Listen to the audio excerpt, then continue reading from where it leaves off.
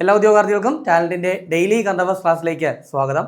ഇന്ന് നമ്മൾ ചർച്ച ചെയ്യാൻ പോകുന്ന 2026 മെയ് 6 തീയതിയിലെ പ്രധാന ആനുകാലിക വിഷയങ്ങളും അവയുടെ അനുബന്ധ വിവരങ്ങളുമാണ്. അപ്പോൾ നമ്മൾ ക്ലാസ്സിലേക്ക് കടക്കാം. അപ്പോൾ ഇനി വരാണ്ടിരിക്കുന്ന ഏറ്റവും പ്രധാനപ്പെട്ട ഒരു എക്സാമാണ് LP-UP അസിസ്റ്റന്റ് എന്ന് പറയുന്നത്. സോ നിങ്ങളിൽ കുറേ ആൾക്കാരൊക്കെ അതിനു വേണ്ടിയിട്ടുള്ള പ്രിപ്പറേഷനിലായിരിക്കും. അപ്പോൾ എന്തായാലും ഈ ഒരു LP-UP അസിസ്റ്റന്റ് എക്സാമിന് വേണ്ടി തയ്യാറെടുക്കുന്ന ഉദ്യോഗാർത്ഥികൾക്ക് വേണ്ടിയിട്ട് ടാലന്റ് ഏറ്റവും പുതിയ LP-UP അസിസ്റ്റന്റ് റാങ്ക് ഫയൽ പുറത്തിറക്കിയിട്ടുണ്ട്. അപ്പോൾ മുൻവർഷ ചോദ്യങ്ങളും അതുപോലെ തന്നെ ന്യൂ SCRT ഫാക്റ്റും ഒക്കെ ആഡ് ചെയ്തിട്ടാണ് ഈ ഒരു റാങ്ക് ഫയൽ തയ്യാറാക്കിയിട്ടുള്ളത്. ഇപ്പോൾ നിങ്ങൾക്ക് ഓഫർ പ്രൈസ് ആയിട്ടുള്ള 950 രൂപയ്ക്ക് ഈ ഒരു റാങ്ക് ഫയൽ ഓർഡർ ചെയ്യാൻ പറ്റുന്നതാണ്. അപ്പോൾ അതിനുള്ള ലിങ്ക് ഡിസ്ക്രിപ്ഷനിൽ കൊടുത്തിട്ടുണ്ട്. അപ്പോൾ അതുവഴി പർച്ചേസ് ചെയ്യുക, പഠിച്ചു തുടങ്ങുക. നോട്ടിഫിക്കേഷൻ ഇനിയും വന്നിട്ടില്ല. സോ നോട്ടിഫിക്കേഷന് മുന്നേ തന്നെ നല്ല രീതിയിൽ തയ്യാറെടുത്ത് എത്രയും പെട്ടെന്ന് തന്നെ ഒരു ജോലിയിലേക്ക് എത്തിച്ചേരാനായിട്ട് തയ്യാറെടുക്കുക. ഇനി അതുപോലെ തന്നെ വരാനിരിക്കുന്ന ഏറ്റവും പ്രധാനപ്പെട്ട ഒരു എക്സാമാണ് CPO എക്സാം എന്ന് പറയുന്നത്. അപ്പോൾ അതിന് വേണ്ടിയിട്ട് തയ്യാറെടുക്കുന്ന ഉദ്യോഗാർത്ഥികൾക്ക് വേണ്ടിയിട്ട് ടാലന്റ് റാങ്ക് ഫയൽ പുറത്തിറക്കിയിട്ടുണ്ട്. 3 വോളിയം ആയിട്ടാണ് തയ്യാറാക്കിയിരിക്കുന്നത്. ഇതിൽ മുൻവർഷ ചോദ്യങ്ങളും അതുപോലെ തന്നെ ന്യൂ SCRT ഫാക്റ്റുകളും ആഡ് ചെയ്തിട്ടുണ്ട്. അപ്പോൾ നിങ്ങളുടെ വീടിനടുത്തുള്ള ബുക്ക് സ്റ്റോളുകളിലും ആമസോൺ, ഫ്ലിപ്കാർട്ട് എന്നീ പ്ലാറ്റ്ഫോമുകളിലും ടാലന്റിന്റെ വെബ്സൈറ്റ് ആയിട്ടുള്ള veranda.channelkela.com ഈ ബുക്ക് ലഭ്യമാണ്. അപ്പോൾ നമുക്ക് ചർച്ച ചെയ്യാനുള്ള പോയിന്റുകളിലേക്ക് കടക്കാം. നമ്മൾ ആദ്യം ചർച്ച ചെയ്യാൻ പോകുന്നത് ഒരു പ്രധാനപ്പെട്ട നിയമനവുമായിട്ട് ബന്ധപ്പെട്ട കാര്യമാണ്. അപ്പോൾ നമുക്കറിയാമല്ലേ നീതി ആയോഗ്. അപ്പോൾ നീതി ആയോഗവുമായിട്ട് ബന്ധപ്പെട്ട വളരെ പ്രധാനപ്പെട്ട ഒരു നിയമനമാണ് നമ്മൾ ആദ്യം ചർച്ച ചെയ്യാൻ പോകുന്നത്. അതായത് അടുത്തിടെ നമ്മുടെ പ്രധാനമന്ത്രിയായിട്ടുള്ള നരേന്ദ്രമോദി നീതി ആയോഗിലേക്ക് മുഴുവൻ സമയ അംഗങ്ങളായിട്ടുള്ള 2 പേര് എന്ത് ചെയ്തിട്ടുണ്ട്, നിയമിച്ചിട്ടുണ്ട്. അപ്പോൾ നീതി ആയോഗിലേക്ക് നരേന്ദ്രമോദി നിയമിച്ച പുതിയ മുഴുവൻ സമയ അംഗങ്ങൾ ആരൊക്കെയാണ് എന്നാണ് നമ്മൾ ചർച്ച ചെയ്യാൻ പോകുന്നത്. അപ്പോൾ 2 പേരാണ്. ഒരാളെന്ന് പറയുന്നത് ജോറം അനിയ. ആരാണ്? ജോറം അനിയാണ്. മറ്റൊരാളെന്ന് പറയുന്നത് R ബാലസുബ്രഹ്മണ്യം. ആരാണ്? R ബാലസുബ്രഹ്മണ്യം. അപ്പോൾ 2 പേരെ നിയമിച്ചെന്ന് പറഞ്ഞു. പക്ഷെ ഇതിൽ നിങ്ങൾ ഏറ്റവും കാര്യമായിട്ട് നോക്കി വെക്കേണ്ട ഒരു പേരെന്ന് പറയുന്നത് ജോറം അനിയ എന്ന് പറയുന്ന പേരാണ്. കാരണം ഈ പറയുന്ന ജോറം അനിയ എന്ന് പറയുന്നത് നമ്മുടെ വടക്ക് കിഴക്കൻ മേഖലയിൽ നിന്നും ഈ ഒരു നീതി ആയോഗിലേക്ക് എന്താണ് മുഴുവൻ സമയ അംഗമായിട്ട് ചുമതലയേൽക്കുന്ന ആദ്യത്തെ വ്യക്തിയാണ്. എന്താ പറഞ്ഞേ? നീതി ആയോഗിന്റെ മുഴുവൻ സമയ അംഗമാകുന്ന വടക്ക് കിഴക്കൻ മേഖലയിലെ ആദ്യത്തെ വ്യക്തിയാണ് ആരെന്ന് പറയുന്നത് ജോറം അനിയ. കുറച്ചും കൂടെ എക്സാക്റ്റ് ആയിട്ട് നമ്മൾ എടുത്തു പറയുകയാണെങ്കിൽ അരുണാചൽ പ്രദേശ് നമുക്ക് പറയാം. അരുണാചൽ പ്രദേശിൽ നിന്നുള്ള വ്യക്തിയാണ്. സോ വേണമെങ്കിൽ ഇങ്ങനെ ഒരു ചോദ്യം കൂടി പ്രതീക്ഷിക്കാം. അരുണാചൽ പ്രദേശിൽ നിന്നും നീതി ആയോഗിന്റെ മുഴുവൻ സമയ അംഗമായ ആദ്യത്തെ വ്യക്തി ആരെന്ന് ചോദിച്ചു കഴിഞ്ഞാൽ ജോറം അനിയയാണ്. കൃത്യമായിട്ട് ഈ ഒരു കാര്യം ഒന്ന് പഠിച്ചു വച്ചേക്കാം. ഇനി അടുത്ത നമുക്ക് ഒരു അവാർഡുമായിട്ട് ബന്ധപ്പെട്ട കാര്യമാണ്. നമുക്കറിയാം ലോകത്തിലെ ഏറ്റവും മഹത്തരമായ ഒരു പുരസ്കാരമാണ് സമാധാന നൊബേൽ എന്ന് പറയുന്നത്, അല്ലെ? അപ്പോൾ 2026 സമാധാനത്തിനുള്ള നൊബേൽ പുരസ്കാരത്തിനുള്ള ശുപാർശ പട്ടികയിൽ ഇടം നേടിയ ഇന്ത്യക്കാരനാരാണ്? ഇപ്പോൾ 2026 നൊബേൽ എന്ന് പറയുന്നത് ഈ വർഷത്തിന്റെ ഏകദേശം അവസാനത്തോടു കൂടി ഒരു ഒക്ടോബർ സമയത്തോടൊക്കെയാണ് എന്ത് ചെയ്യുന്നത്, ഈ ഒരു നൊബേൽ പ്രഖ്യാപിക്കുക. സോ ആ ഒരു സമാധാന നൊബേൽ പുരസ്കാരത്തിനുള്ള എന്താണ് ശുപാർശ പട്ടികയിൽ ഇടം നേടിയ ഇന്ത്യക്കാരനാരാണ്? അത് അരുണാചലം മുരുകാനന്ദം. ആരാണ്? അരുണാചലം മുരുകാനന്ദം എന്ന് പറയുന്ന വ്യക്തിയാണ്. വളരെ കൃത്യമായിട്ട് ഈ ഒരു പേരെന്ന് ഓർത്തു വയ്ക്കുക. ഇപ്പൊ ഇദ്ദേഹത്തിനെ ശുപാർശ ചെയ്തു എന്ന് പറഞ്ഞത് കൊണ്ട് തന്നെ ഇദ്ദേഹത്തിന് സമാധാന നൊബേൽ കിട്ടണമെന്നൊന്നുമില്ല. അപ്പോൾ ശുപാർശ ചെയ്തു, അതുകൊണ്ട് നമ്മൾ ചർച്ച ചെയ്യുന്നേ ഉള്ളൂ. അതായത് ഈ പറയുന്ന അരുണാചലം മുരുകാനന്ദം എന്ന് പറയുന്ന വ്യക്തിക്ക് 2016 എന്ത് കിട്ടിയിട്ടുണ്ട്? പത്മശ്രീ ബഹുമതി കിട്ടിയിട്ടുണ്ട് കേട്ടോ. പത്മശ്രീ ബഹുമതി 2016 കിട്ടിയ ഒരു വ്യക്തി കൂടിയാണ് ഈ പറയുന്ന അരുണാചലം മുരുകാനന്ദം. ശരിക്കും ഇദ്ദേഹം അറിയപ്പെടുന്നത് pad man of India, Batman of India എന്നറിയപ്പെടുന്ന വ്യക്തിയാണ്. അപ്പോൾ കുറച്ചും കൂടെ ഒരു നിങ്ങൾക്ക് ഇദ്ദേഹത്തെ പറ്റി ഒരു ഐഡിയ കിട്ടണമെങ്കിൽ 2018 പുറത്തിറങ്ങിയ ഒരു ചിത്രമുണ്ട്, പാഡ് മാൻ എന്ന് പറഞ്ഞിട്ട് 2018 പുറത്തിറങ്ങിയ ഒരു ചിത്രമുണ്ട്. അക്ഷയ് കുമാറാണ് അതിൽ ഇദ്ദേഹത്തിന്റെ വേഷം അവതരിപ്പിച്ചത്. അപ്പോൾ ഇദ്ദേഹത്തിന്റെ ജീവിതം ആസ്പദമാക്കിയാണ് പാഡ്മാൻ എന്ന് പറയുന്ന ചിത്രം ഇന്ത്യയിൽ പുറത്തിറങ്ങിയത്. അതായത് ആർത്തവ കാലത്ത് സ്ത്രീകൾ നേരിടുന്ന വെല്ലുവിളികളെ കുറിച്ചും അതുപോലെ തന്നെ ഈ സാനിറ്ററി പാഡിന്റെ നിർമ്മാണവുമായിട്ടൊക്കെ ബന്ധപ്പെട്ട നിന്നൊരു വ്യക്തിയാണ് ഈ പറയുന്ന അരുണാചലം മുരുകാനന്ദം. സോ അതുകൊണ്ട് തന്നെ വളരെ കാര്യമായിട്ട് ഓർത്തു വയ്ക്കുക. ഇദ്ദേഹത്തിന്റെ ജീവിതം ആസ്പദമായ ചിത്രമാണ് പാഡ്മാൻ. അത് 2018 പുറത്തിറങ്ങി. അതിൽ ഇദ്ദേഹത്തിന്റെ വേഷം അവതരിപ്പിച്ചത് ആരാണ്? അക്ഷയ് കുമാർ ആണെന്നുള്ള കാര്യം ഓർക്കുക. അതേപോലെ തന്നെ ഈ പറയുന്ന അരുണാചലം മുരുകാനന്ദത്തിന് 2016 പത്മശ്രീ കിട്ടിയിട്ടുണ്ടായിരുന്നു. ദെൻ ഇപ്പൊ അദ്ദേഹത്തെ എന്ത് ചെയ്തിരിക്കുകയാണ്? 2026 സമാധാന നൊബേലിന് ശുപാർശ ചെയ്തിരിക്കുകയാണ്. സോ കാര്യമായിട്ട് നോട്ട് ചെയ്യുക. ഇനി ഏറ്റവും പ്രധാനപ്പെട്ട ഒരു പോയിന്റ്, അതായത് നമുക്കിപ്പോൾ കഴിഞ്ഞ നമ്മുടെ കേരള നിയമസഭാ തെരഞ്ഞെടുപ്പിനെ പറ്റിയാണ് നമ്മൾ ചർച്ച ചെയ്യാൻ പോകുന്നത്. അപ്പോൾ നമുക്കറിയാം നമ്മളെല്ലാവരും ഇലക്ഷൻ റിസൾട്ടുകളും കാര്യങ്ങളൊക്കെ കണ്ടതാണ്. അപ്പോൾ ഈ ഒരു PSC ലെവലിൽ നിയമസഭയുമായിട്ട് ബന്ധപ്പെട്ട അധികം ചോദ്യങ്ങളൊന്നും നമ്മൾ പ്രതീക്ഷിക്കുന്നില്ല എങ്കിലും വളരെ പ്രധാനപ്പെട്ട കുറച്ച് കാര്യങ്ങൾ നമുക്ക് എന്ത് ചെയ്യാം നോക്കിയപ്പോൾ ഇനി എങ്ങാനും ചോദിച്ചാലോ. അപ്പോൾ നമ്മൾ രാഷ്ട്രീയപരമായിട്ടല്ല ഈ ഒരു കാര്യത്തെ വിലയിരുത്തുന്നതും ചർച്ച ചെയ്യുന്നതും. ഒരു PSC പരീക്ഷയ്ക്ക് തയ്യാറെടുക്കുന്ന ഉദ്യോഗാർത്ഥി എന്ന നിലയിൽ നമ്മൾ എന്തൊക്കെ ഒരു നിയമസഭാ തെരഞ്ഞെടുപ്പുമായിട്ട് ബന്ധപ്പെട്ട് അറിഞ്ഞിരിക്കണം. സോ നമുക്ക് നോക്കാം 2026 കേരള നിയമസഭാ തിരഞ്ഞെടുപ്പ്. അതിൽ ഏറ്റവും പ്രധാനപ്പെട്ട കാര്യം ഇതാണ്, ഇപ്പോ നടന്നത് 16ാമത് കേരള നിയമസഭാ തിരഞ്ഞെടുപ്പാണ്. എത്രാമത്തെ? 16ാമത് കേരള നിയമസഭാ തിരഞ്ഞെടുപ്പ്. പലപ്പോഴും ഈ ഒരു നമ്പർ എന്ത് ചെയ്യും, നമുക്കൊരു കൺഫ്യൂഷൻ ഉണ്ടാക്കും അല്ലെ. അപ്പോ കഴിഞ്ഞത് 15ാമത് കേരള നിയമസഭ, ഇപ്പോൾ നടന്നത് 16ാമത് കേരള നിയമസഭയിലേക്കുള്ള തിരഞ്ഞെടുപ്പാണ്. എന്നായിരുന്നു പോളിംഗ് നടന്നത്? 2026 ഏപ്രിൽ 9-ാം തീയതി. ഇപ്പോൾ 2026 ഏപ്രിൽ 9-ാം തീയതിയാണ് പോളിംഗ് നടന്നത്. ദെൻ വോട്ടെണ്ണൽ നടന്നത് 2026 മെയ് 4-നാണ്. വോട്ടെണ്ണൽ 2026 മെയ് 4-നാണ് എന്നുള്ള കാര്യം എന്ത് ചെയ്യുക, കൃത്യമായിട്ട് മനസ്സിലാക്കുക. ഇനി ബാക്കി കക്ഷി നിലയിലേക്ക് നമുക്ക് കടക്കാം. അപ്പൊ അതിനു മുൻപ് തന്നെ ഏറ്റവും പ്രധാനപ്പെട്ട ഒരു കാര്യം, മുൻപ് PSC ചോദിച്ചൊരു കാര്യം കൂടിയാണ്. അതായത് ഈ ഒരു ടൈമിൽ നമ്മുടെ 2026 ഏപ്രിൽ കേരള നിയമസഭാ തിരഞ്ഞെടുപ്പ് നടന്ന സമയത്ത് മറ്റ് ചില സംസ്ഥാനങ്ങളിലും എന്ത് നടന്നിട്ടുണ്ടായിരുന്നോ? നിയമസഭാ തിരഞ്ഞെടുപ്പ് നടന്നു അല്ലെ. അപ്പൊ അങ്ങനെയാണെങ്കിൽ ഏതൊക്കെയാണ് ആ സംസ്ഥാനങ്ങൾ എന്ന് ചോദിച്ചു കഴിഞ്ഞാൽ, ഒന്ന് നമ്മുടെ അയൽ സംസ്ഥാനമായ തമിഴ്നാടാണ്. എല്ലാവർക്കും അറിയാം, അവിടെ വളരെ പ്രധാനപ്പെട്ട ഒരു രാഷ്ട്രീയ ചലനം ഉണ്ടായിട്ടുണ്ട് അല്ലെ. വിജയുടെ നേതൃത്വത്തിലുള്ള എന്താണ് TVK, തമിഴക വെട്രി കഴകം എന്ത് ചെയ്തു, അവിടെ മുഖ്യ കക്ഷിയായിട്ട് മാറിയ കാര്യമൊക്കെ നമ്മൾ കണ്ടതാണ്. അപ്പൊ തമിഴ്നാടും കേരളത്തിന്റെയും ഇലക്ഷൻ ഒരേ സമയത്താണെന്നുള്ള കാര്യം നമ്മൾ മറക്കില്ല. ഇനി മറ്റൊന്നെന്ന് പറയുന്നത് പശ്ചിമ ബംഗാളാണ് അല്ലെ. പശ്ചിമ ബംഗാളിലാണ് എന്താണ് ഇലക്ഷൻ നടന്നത് അല്ലെ. പശ്ചിമ ബംഗാളിൽ നടന്നിട്ടുണ്ടായിരുന്നു. അവിടെ മുൻപ് തൃണമൂൽ കോൺഗ്രസിന്റെ നേതൃത്വത്തിലുള്ള സഖ്യമായിരുന്നുവെങ്കിൽ ഇപ്പോൾ അവിടെ എന്താണ് NDA ആണ് അധികാരത്തിലേക്ക് വരുന്നത്. ഇനി അടുത്ത് നമ്മൾ നോക്കുവാണെങ്കിൽ അസമാണ്. അസമിലും എന്ത് ചെയ്തിട്ടുണ്ടായിരുന്നു, ഇലക്ഷൻ നടന്നിട്ടുണ്ടായിരുന്നു. ഓക്കെ, അപ്പൊ ഈ 3 സംസ്ഥാനങ്ങളിൽ കേരളത്തിന്റെ അതേ സമയത്ത് ഇലക്ഷൻ നടന്നു. 3 സംസ്ഥാനങ്ങളിൽ മാത്രമല്ല, ഇനി ഒരു കേന്ദ്ര ഭരണ പ്രദേശത്തുകൂടി എന്ത് ചെയ്തിട്ടുണ്ടായിരുന്നു, ഇലക്ഷൻ നടന്നിട്ടുണ്ടായിരുന്നു. ഏതാണെന്ന് ചോദിച്ചു കഴിഞ്ഞാൽ പുതുച്ചേരിയാണ് കേട്ടോ, പുതുച്ചേരി. സോ നിങ്ങളൊന്ന് കൃത്യമായിട്ട് പഠിച്ചേ, കേരളം, തമിഴ്നാട്, പശ്ചിമ ബംഗാൾ, അസം, ഈ 4 സംസ്ഥാനങ്ങളിലും പുതുച്ചേരിയിലും 2026 ഏപ്രിലാണ് എന്ത് ചെയ്തത്, തെരഞ്ഞെടുപ്പ് നടന്നത്. മെയ് 4-ന് എന്ത് ചെയ്തു, വോട്ടെണ്ണൽ നടന്നു. ഈ തെരഞ്ഞെടുപ്പിന്റെ ഡേറ്റുകൾ തമ്മിൽ പല സംസ്ഥാനങ്ങളിലും വ്യത്യാസമുണ്ട്. അവിടെ ഘട്ടങ്ങളായിട്ടൊക്കെയാണ് നടന്നത്. അപ്പൊ എന്തായാലും ഈ ഒരു വോട്ടെണ്ണൽ തീയതി മെയ് 4 എന്നുള്ള കാര്യം കൃത്യമായിട്ട് ഓർത്തിരിക്കുക, മറക്കരുത്. ഇനി നമുക്ക് എന്ത് ചെയ്യാം, നമ്മുടെ കേരളത്തിലേക്ക് വരാം. കേരളത്തിലേക്ക് വരുമ്പോൾ കേരളത്തിലെ ആകെ നിയമസഭാ സീറ്റുകൾ എത്രയാണെന്ന് എല്ലാവർക്കും പച്ചവെള്ളം പോലെ അറിയാവുന്ന കാര്യമാണ്. എത്രയാണ്? 140 അല്ലെ. 140 സീറ്റുകളിലേക്കാണ് ഇലക്ഷൻ നടന്നത്. അപ്പോൾ ഇവിടെ ഏറ്റവും കൂടുതൽ സീറ്റ് നേടിയ മുന്നണി ഏതാണെന്ന് ചോദിച്ചു കഴിഞ്ഞാൽ UDF ആണ്. 102 സീറ്റുകൾ നേടിയാണ് UDF അധികാരത്തിലേക്ക് എത്തുന്നത്. ദെൻ ഏറ്റവും കൂടുതൽ സീറ്റ് നേടിയ രാഷ്ട്രീയ പാർട്ടി ഏതാണെന്ന് ചോദിച്ചു കഴിഞ്ഞാൽ കോൺഗ്രസ് ആണ് കേട്ടോ. അപ്പോൾ ഏറ്റവും കൂടുതൽ സീറ്റ് നേടിയ മുന്നണി എന്ന് ചോദിച്ചു കഴിഞ്ഞാൽ UDF ആണ് 102. ഏറ്റവും കൂടുതൽ സീറ്റ് നേടിയ പാർട്ടി എന്ന് ചോദിക്കുവാണെങ്കിൽ കോൺഗ്രസ് ആണ്.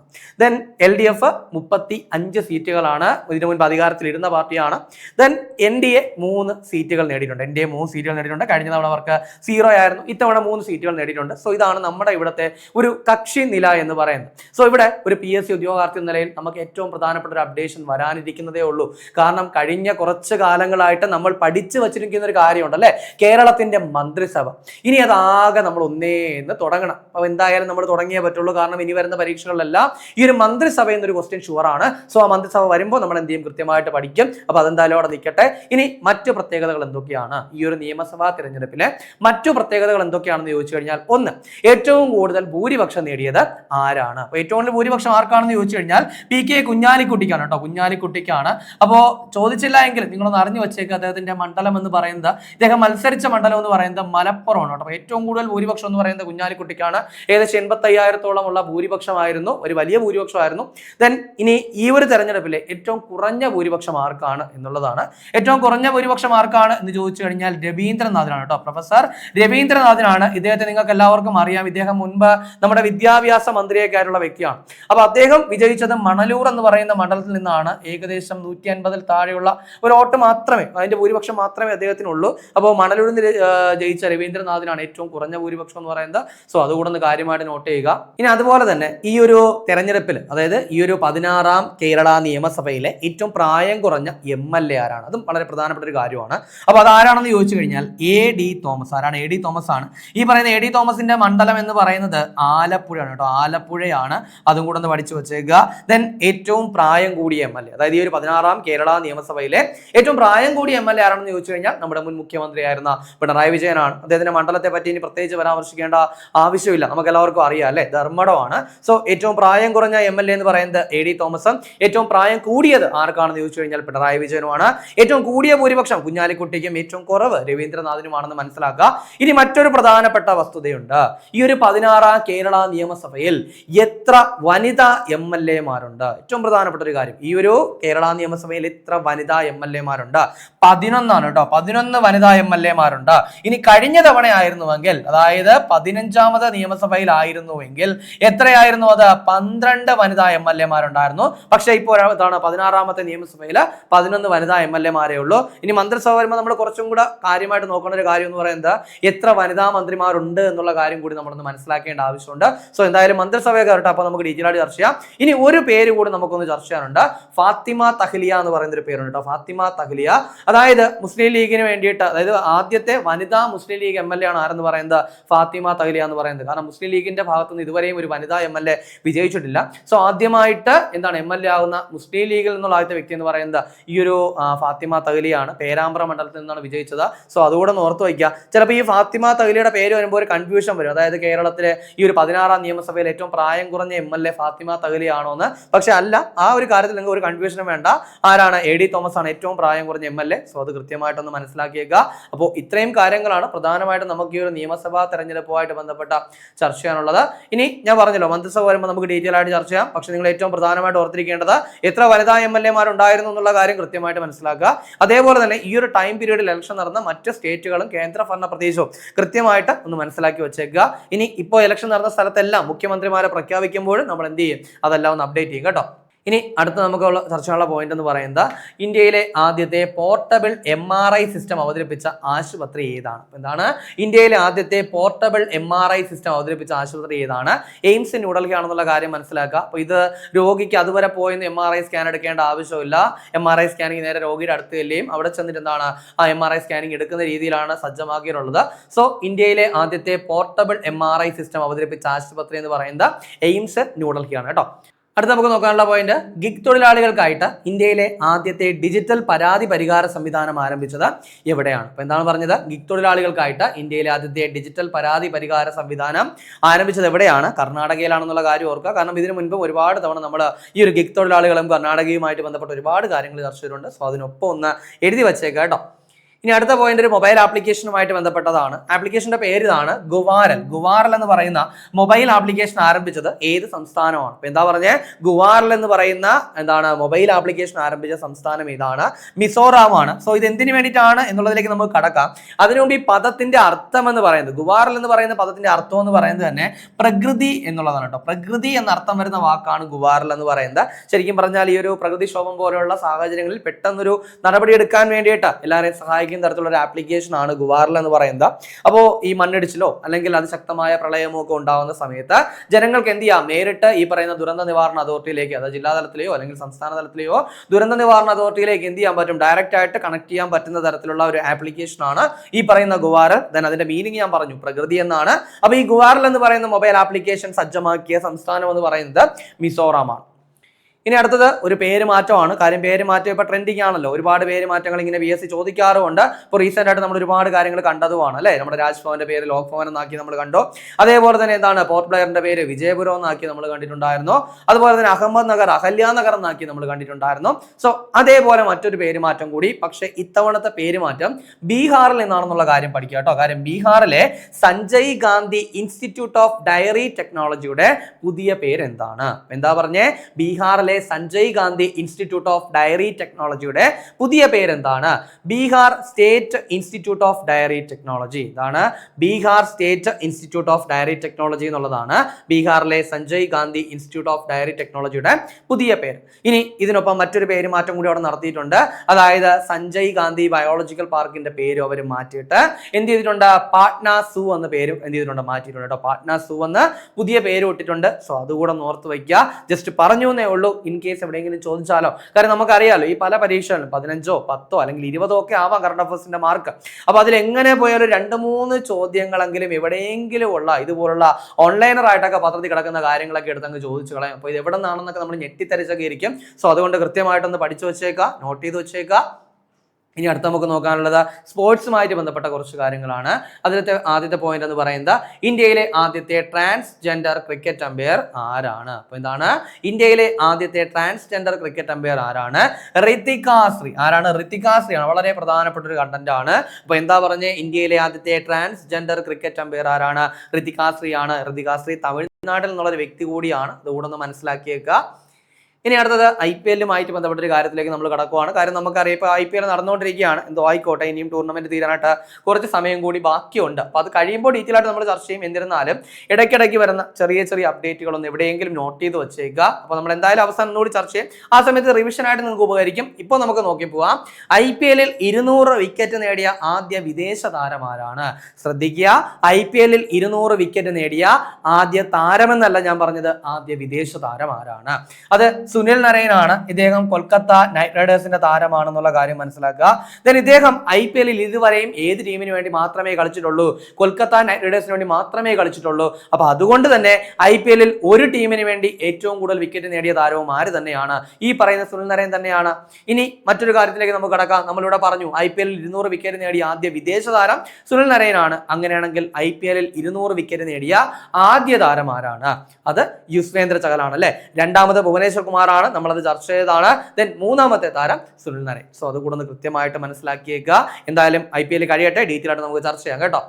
ഇനി അടുത്തത് 2026-ലെ തോമസ് കപ്പ് ജേതാക്കൾ ആര് എന്നുള്ളതാണ്. ജേതാക്കളിലേക്ക് കടക്കാൻ വരട്ടെ. അതിനു മുമ്പ് സ്പോർട്സിന്റെ ഒരു പ്രധാനപ്പെട്ട ടോപ്പിക്കാണ് അല്ലെ. നമുക്കറിയാം, നമ്മുടെ സിലബസ് എടുത്ത് നോക്കുമ്പോൾ, നമ്മുടെ ഏത് പരീക്ഷയുടെയും സ്പോർട്സ് എടുത്ത് നോക്കുമ്പോൾ അതിലെ പ്രധാനപ്പെട്ട ഒരു ടേമാണ് അല്ലെങ്കിൽ ഒരു സിലബസിന്റെ ഒരു ഹെഡാണ് ഓരോ ട്രോഫിയും അതുമായിട്ട് ബന്ധപ്പെട്ട കളികളും എന്നുള്ളത്. സോ ഇവിടെ നിങ്ങൾ ആദ്യമേ മനസ്സിലാക്കുക, തോമസ് കപ്പ് എന്ന് പറയുന്നത് ഏത് കായിക ഇനവുമായിട്ട് ബന്ധപ്പെട്ടതാണ്? തോമസ് കപ്പ് ഏത് കായിക ഇനവുമായിട്ട് ബന്ധപ്പെട്ടതാണെന്ന് ചോദിച്ചു കഴിഞ്ഞാൽ ബാഡ്മിന്റൺ. ആദ്യമേ മനസ്സിലാക്കുക, ബാഡ്മിന്റണുമായിട്ട് ബന്ധപ്പെട്ട വളരെ പ്രധാനപ്പെട്ട ഒരു ട്രോഫിയാണ് എന്തെന്ന് പറയുന്നത്, തോമസ് കപ്പ് എന്ന് പറയുന്നത്.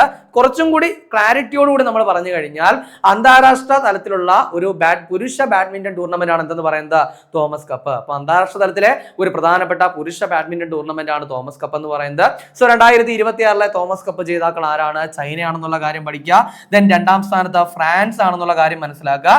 ഇന്ത്യക്ക് വെങ്കലമാണ് കിട്ടിയത് എന്നുള്ള കാര്യം കൂടി ഓർക്കുക. ഓക്കെ, അപ്പൊ 2026-ലെ തോമസ് കപ്പ് ഇനി പുരുഷ വിഭാഗം ബാഡ്മിന്റൺ ടൂർണമെന്റ് ഒന്നും എടുത്ത് ചോദിക്കത്തൊന്നുമില്ല. അതുകൊണ്ടാണ് ഞാൻ നിങ്ങളോട് വ്യക്തമായിട്ട് പറഞ്ഞത്, തോമസ് കപ്പ് എന്ന് പറയുന്നത് അന്താരാഷ്ട്ര തലത്തിലെ ഒരു പുരുഷ ബാഡ്മിന്റൺ ടൂർണമെന്റ് ആണ്. അപ്പൊ അതിൽ ജേതാക്കളായത് ചൈനയാണ്, രണ്ടാമത് ഫ്രാൻസ് ആണ്, ഇന്ത്യക്ക് വെങ്കലമാണ്. അപ്പോൾ പുരുഷന്മാർക്ക് വേണ്ടിയിട്ട് തോമസ് കപ്പ് ഉണ്ട് അല്ലെ. അപ്പൊ അങ്ങനെയാണെങ്കിൽ വനിതകൾക്ക് വേണ്ടിയിട്ടുള്ള അന്താരാഷ്ട്ര ബാഡ്മിന്റൺ ടൂർണമെന്റ് ഏതായിരിക്കും?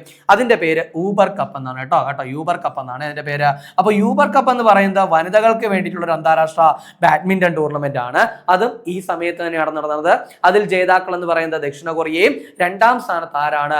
ചൈനയുമാണെന്നുള്ള കാര്യം മനസ്സിലാക്കുക. ഇന്ത്യക്ക് അവിടെ വേറെ മെഡലൊന്നും ഇല്ല, അതുകൊണ്ടാണ് ഇന്ത്യയുടെ കാര്യം ഞാൻ മെൻഷൻ ചെയ്യാത്തത്. അപ്പോൾ ഇന്ത്യക്ക് ആകെ മെഡൽ കിട്ടിയ തോമസ് കപ്പിലാണ്. സോ അതുകൊണ്ട് പറഞ്ഞതേ ഉള്ളൂ. സോ ഇത് ഇത്രയും കൃത്യമായിട്ടൊന്ന് പഠിച്ചു വെച്ചേക്കാം.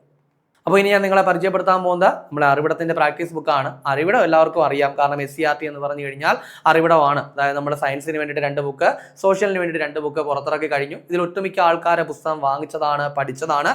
സോ നിങ്ങൾ പഠിച്ച കാര്യങ്ങൾ നിങ്ങളുടെ ഓർമ്മയിൽ നിൽക്കുന്നുണ്ടോ എന്ന് നിങ്ങൾക്ക് മനസ്സിലാക്കാനായിട്ട്, അല്ലെങ്കിൽ ഇപ്പോൾ PSCക്ക് ചോദിക്കുന്ന SCERT ചോദ്യങ്ങളുടെ ലെവലിലേക്ക് നിങ്ങളെ പ്രിപ്പറേഷൻ എത്തിക്കാനായിട്ട് സഹായിക്കുന്ന തരത്തിലാണ് ടാലന്റ് ഈ ഒരു അറിവിടത്തിന്റെ പ്രാക്ടീസ് ബുക്ക് പുറത്തിറക്കിയിരിക്കുന്നത്. ഇതിൽ ഏകദേശം 4300-ലധികം ചോദ്യങ്ങളുണ്ട്. അതിൽ തന്നെ 2300-ലധികം ചോദ്യങ്ങൾ സോഷ്യൽ സയൻസിനായിട്ട്, 1800-ലധികം ചോദ്യങ്ങൾ സയൻസിനായിട്ടുമാണ് തയ്യാറാക്കിയിരിക്കുന്നത്. സോ നിങ്ങൾക്ക് ഓരോ പാഠങ്ങളും വ്യക്തമായിട്ട് പഠിക്കാം. ചാപ്റ്റർ വൈസ് ആണ് ക്വസ്റ്റ്യൻസ് അറേഞ്ച് ചെയ്തിരിക്കുന്നത്. സോ ഓരോ ചാപ്റ്ററിന്റെയും ക്വസ്റ്റ്യൻസ് നിങ്ങൾക്ക് പ്രാക്ടീസ് ചെയ്ത് നോക്കാം. അത് മാത്രമല്ല, ഇതുവരെ PSCയിൽ ചോദിച്ച SCERT ബേസ് ചെയ്തുള്ള ചോദ്യങ്ങളും PQസും ഞങ്ങൾ എന്ത് ചെയ്തിട്ടുണ്ട്, ഈ ഒരു ബുക്കിൽ ആഡ് ചെയ്തിട്ടുണ്ട്, സെപ്പറേറ്റ് ആയിട്ട് ആഡ് ചെയ്തിട്ടുണ്ട്. സോ നിങ്ങൾക്ക് വളരെ യൂസ്ഫുൾ ആയിരിക്കുന്ന ഒരു ബുക്കായിരിക്കും. അപ്പൊ എന്തായാലും ഡിസ്ക്രിപ്ഷൻ ലിങ്ക് ഉണ്ട്, അതുവഴി എന്ത് ചെയ്യുക, പർച്ചേസ് ചെയ്യുക. അപ്പൊ നമുക്ക് ചർച്ച ചെയ്ത പോലുള്ള ഒന്നുകൂടി നോക്കാം അല്ലെ. അപ്പൊ ആദ്യം പറഞ്ഞ പോയിന്റ് ഒരു നിയമനവുമായിട്ട് ബന്ധപ്പെട്ട കാര്യമായിരുന്നു. അതായത് നീതി ആയോഗിലേക്ക് നമ്മുടെ പ്രധാനമന്ത്രി എന്ത് ചെയ്തു, അടുത്തിടെ 2 മുഴുവൻ സമയ അംഗങ്ങളെ നിയമിച്ചു. ആരൊക്കെയാണെന്ന് ചോദിച്ചു കഴിഞ്ഞാൽ ജോറം അനിയയും അതുപോലെ തന്നെ R ബാലസുബ്രഹ്മണ്യവുമാണ്. ജോറം അനിയ ഈ സ്ഥാനത്തേക്ക് എത്തുന്ന വടക്ക് കിഴക്കൻ മേഖലയിൽ നിന്നുള്ള ആദ്യത്തെ വ്യക്തിയാണെന്ന് നമ്മൾ എന്ത് ചെയ്തു, പറഞ്ഞു അല്ലെ. ദെൻ അതിനുശേഷം പറഞ്ഞത് അരുണാചലം മുരുകാനന്ദത്തെ പറ്റിയാണ്. പാറ്റ്മാൻ ഓഫ് ഇന്ത്യ എന്നൊക്കെ അറിയപ്പെടുന്ന വ്യക്തിയാണ്. അദ്ദേഹത്തെ പറ്റി പറയാനുള്ള കാരണവും ഞാൻ പറഞ്ഞു. 2026-ലെ സമാധാന നൊബേൽ പുരസ്കാരത്തിനുള്ള ശുപാർശ പട്ടികയിൽ എന്ത് ചെയ്തു, അദ്ദേഹം ഇടം നേടി. ദെൻ അതിനുശേഷം നമ്മുടെ കേരള നിയമസഭാ തെരഞ്ഞെടുപ്പിനെ പറ്റിയാണ് പറഞ്ഞത്. 16ാമത് കേരള നിയമസഭാ തെരഞ്ഞെടുപ്പായിരുന്നു. ഇലക്ഷൻ ഡേറ്റ് മീൻസ് പോളിംഗ് നടന്നത് 2026 ഏപ്രിൽ 9-ന്. ഇനി അതിന്റെ കൗണ്ടിംഗ് നടന്നത്, വോട്ടെണ്ണൽ നടന്നത് എന്നാണെന്ന് ചോദിച്ചു കഴിഞ്ഞാൽ 2026 മെയ് 4-നാണെന്ന് പറഞ്ഞു. ഇതേ സമയം തന്നെ തമിഴ്നാട്, അസം, അതുപോലെ തന്നെ പശ്ചിമ ബംഗാൾ, പുതുച്ചേരി എന്നിവിടങ്ങളിലും നിയമസഭാ തെരഞ്ഞെടുപ്പുകൾ നടന്നിട്ടുണ്ടായിരുന്നു. ദെൻ കേരളത്തിലെ കക്ഷിനില എന്ന് പറയുന്നത് 102 UDF-ന്, 35 LDF-ന്, NDA-ക്ക് 3 എന്നുള്ളതാണ് കക്ഷിനില. ആകെ സീറ്റുകൾ 140-ആണ്. ദെൻ അതിനുശേഷം നമ്മൾ പറഞ്ഞ പോയിന്റ്, ഇന്ത്യയിലെ ആദ്യത്തെ പോർട്ടബിൾ MRI സിസ്റ്റം അവതരിപ്പിച്ചത് എയിംസ് ന്യൂഡൽഹി ആണെന്ന് നമ്മൾ പറഞ്ഞു അല്ലെ. അതിനുശേഷം പറഞ്ഞത് ഗിഗ് തൊഴിലാളികൾക്കായിട്ട് ഇന്ത്യയിലെ ആദ്യത്തെ ഡിജിറ്റൽ പരാതി പരിഹാര സംവിധാനം ആരംഭിച്ചത് കർണാടകയാണെന്ന് പറഞ്ഞു. അതിനുശേഷം ഗുവാറൽ എന്ന് പറയുന്ന മൊബൈൽ ആപ്ലിക്കേഷൻ ആരംഭിച്ച സംസ്ഥാനം ഏതാണെന്ന് പറഞ്ഞു? മിസോറാമാണ്. അതായത് പ്രകൃതി ദുരന്തങ്ങൾ പോലുള്ള കണ്ടീഷൻസ് വരുമ്പോൾ ജനങ്ങൾക്ക് നേരിട്ട് എന്ത് ചെയ്യാൻ പറ്റും? ദുരന്ത നിവാരണ അതോറിറ്റിയിലേക്ക് കോൺടാക്ട് ചെയ്യാനായിട്ട് സാധിക്കും ഈ ഒരു ആപ്ലിക്കേഷൻ മുഖാന്തരം. അതുപോലെ തന്നെ ഗുവാറൽ എന്ന് പറയുന്നതിന്റെ അർത്ഥം എന്ന് പറയുന്നത് പ്രകൃതിയാണെന്നുള്ള കാര്യം കൂടി മനസ്സിലാക്കുക. അതിനുശേഷം പറഞ്ഞൊരു പേര് മാറ്റമായിരുന്നു അല്ലെ, എവിടത്തെയാ? ബീഹാറിലെ. അതായത് ബീഹാറിലെ Sanjay Gandhi institute of dairy ടെക്നോളജിയുടെ പുതിയ പേര് പറഞ്ഞു. എന്താണ് പുതിയ പേര്? Bihar state institute of dairy technology. അതിനൊപ്പം തന്നെ എന്താണ് സഞ്ജയ് ഗാന്ധി ബയോളജിക്കൽ പാർക്കിന്റെ പേര് മാറ്റിയിട്ടുണ്ടായിരുന്നു, പാട്ന സുവന്നാക്കി. അതിനുശേഷം ഇന്ത്യയിലെ ആദ്യത്തെ ട്രാൻസ്ജെൻഡർ ക്രിക്കറ്റ് അമ്പയറെ പരിചയപ്പെട്ടു, ഋതിക ശ്രീ ആണ്. അതിനുശേഷം IPL 200 വിക്കറ്റ് നേടിയ ആദ്യ വിദേശ താരം സുനിൽ നരേനാണെന്ന് പറഞ്ഞു. തോമസ് കപ്പിനെ പറ്റി പറഞ്ഞു. തോമസ് കപ്പ് ഒരു ബാഡ്മിന്റൺ ടൂർണമെന്റ് ആണ്, ഒരു പുരുഷ ബാഡ്മിന്റൺ ടൂർണമെന്റ് ആണ്. ജേതാക്കൾ ചൈനയായിരുന്നു. അങ്ങനെയാണെങ്കിൽ യൂബർ കപ്പ് വനിതാ ബാഡ്മിന്റൺ ടൂർണമെന്റ് ആണ്. 2026 ജേതാക്കളായത് ദക്ഷിണ കൊറിയയാണ്. ഇത്രയും കാര്യങ്ങൾ കൃത്യമായിട്ട് പഠിക്കുക. ഇനി കഴിഞ്ഞ ക്ലാസ്സുമായി ബന്ധപ്പെട്ട 2 ചോദ്യങ്ങൾ നൽകുകയാണ്, അതിന്റെ ഉത്തരം കൂടി കമന്റ് ചെയ്യുക. ആദ്യത്തെ ചോദ്യം 2026 RBI ഡെപ്യൂട്ടി ഗവർണറായിട്ട് നിയമിതനാകുന്ന ആര് എന്നുള്ളതാണ്. അപ്പോൾ രോഹിത് ജെയിൻ, ഗിരീഷ് ചന്ദ്ര മുർമു, പൂനം ഗുപ്ത, സ്വാമിനാഥൻ ജെയിൻ. ശരി ഉത്തരം കമന്റ് ചെയ്യുക. രണ്ടാമത്തെ ചോദ്യം 2026 പ്രസാർ ഭാരതിയുടെ ചെയർമാനായിട്ട് നിയമിതനായത് ആരെന്നാണ് ചോദ്യം. അപ്പോൾ അനിൽ ബൈജാൻ, OP കെജ്രിവാൾ, പ്രസൂൺ ജോഷി, രാജീവ് രത്ന. ഇതിന്റെ ശരി ഉത്തരം കൂടി കമന്റ് ചെയ്തേക്കുക. ഇനി കഴിഞ്ഞ ക്ലാസ് നൽകിയിരുന്ന 2 ചോദ്യങ്ങളുടെ ഉത്തരം കൂടി നമുക്ക് നോക്കാം. ആദ്യത്തെ ചോദ്യം എന്ന് പറയുന്നത് പഞ്ചായത്ത് ഡെവലപ്മെന്റ് ഇൻഡെക്സ് 2023-24 കേരളത്തിലെ ഏറ്റവും മികച്ച പഞ്ചായത്തായിട്ട് തിരഞ്ഞെടുക്കപ്പെട്ടത് ഏത് പഞ്ചായത്ത് എന്നുള്ളതാണ്. അപ്പോൾ ഇതിന്റെ ശരി ഉത്തരം എന്ന് പറയുന്നത് ചെറുതനയാണ്. നമ്മൾ ചർച്ച ചെയ്തതാണ് ഈ ഇൻഡെക്സ്, ഓരോ കാറ്റഗറി വൈസ് ആയിട്ട് നമ്മൾ ചർച്ച ചെയ്തതാണ്. രണ്ടാമത്തെ ചോദ്യം ഇന്ത്യയിലെ ആദ്യത്തെ പൂർണ്ണമായും കടലാസ് രഹിത സംസ്ഥാന ജുഡീഷ്യറി ഏത് എന്നുള്ളതാണ്. അപ്പോൾ ഇതിന്റെ ശരി ഉത്തരം എന്ന് പറയുന്നത് സിക്കിമാണ്. നമ്മുടെ സുപ്രീം കോടതി ചീഫ് ജസ്റ്റിസ് ആണ് ഡിക്ലെയർ എന്നുള്ള കാര്യം നമ്മൾ പറഞ്ഞതാണ് അല്ലെ. അപ്പോൾ ഇന്ന് ചർച്ച ചെയ്ത ചോദ്യങ്ങളും അതിന്റെ ഉത്തരങ്ങളും അതുപോലെ ചർച്ച ചെയ്ത പോയിന്റുകളൊക്കെ മനസ്സിലായെന്ന് വിചാരിക്കുന്നു. വളരെ കാര്യമായിട്ട് നല്ലതുപോലെ തന്നെ ഡെയിലി കറണ്ട് അഫയേഴ്സ് അപ്ഡേറ്റ് ചെയ്യുക, നല്ലപോലെ വർക്ക് ചെയ്യുക, എത്രയും പെട്ടെന്ന് ഒരു ജോലി നേടിയെടുക്കുക. 2026 മെയ് 6 തീയതിയിലെ പ്രധാന ആനുകാലിക വിഷയങ്ങളും അവയുടെ അനുബന്ധ വിവരങ്ങളുമാണ് നമ്മൾ ചർച്ച ചെയ്ത് കഴിഞ്ഞത്. അപ്പോൾ ഈ ചർച്ച ചെയ്ത പോയിന്റുകളൊക്കെ മനസ്സിലായെന്ന് വിചാരിക്കുന്നു. മറ്റൊരു ക്ലാസ്സുമായി നമുക്ക് അടുത്ത ദിവസം കാണാം.